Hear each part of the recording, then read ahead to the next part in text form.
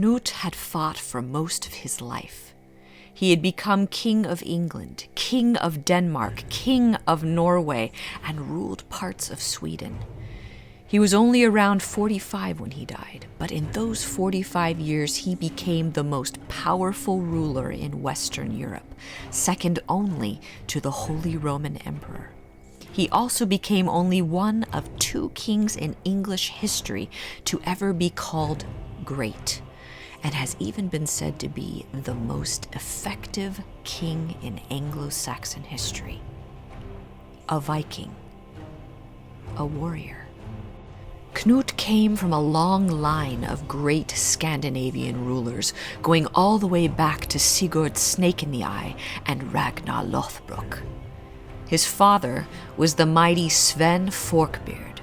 It was said that Sweyn had revolted and took the throne from his father, Harald Bluetooth, who had converted to Christianity.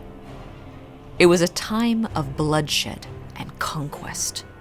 The Vikings had been raiding and attacking England for centuries. When Cnut was born, the King of England was Ethelred II, who would become known later as Ethelred the Unready. Ethelred had become king at the age of between 9 and 12. There had been peace between Viking and Anglo-Saxon for almost 10 years.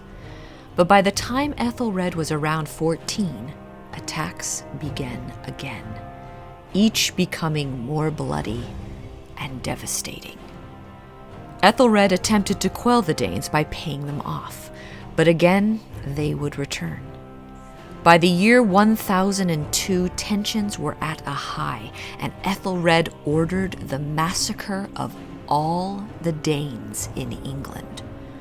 On the feast day of St. Brice, November 13th, 1002, a mass slaughter took place.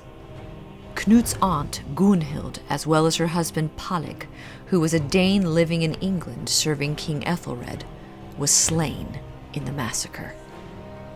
Cnut's father was so enraged at the act of Ethelred, it is believed that he was moved to avenge his sister's death and the great slaughtering of the Danes in England. And avenge he did.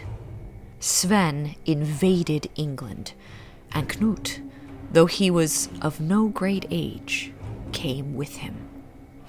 Cnut had been schooled in the intricacies of war by Thorkel the Tall, who was a member of the elite Jomsvikings. Cnut was said to have been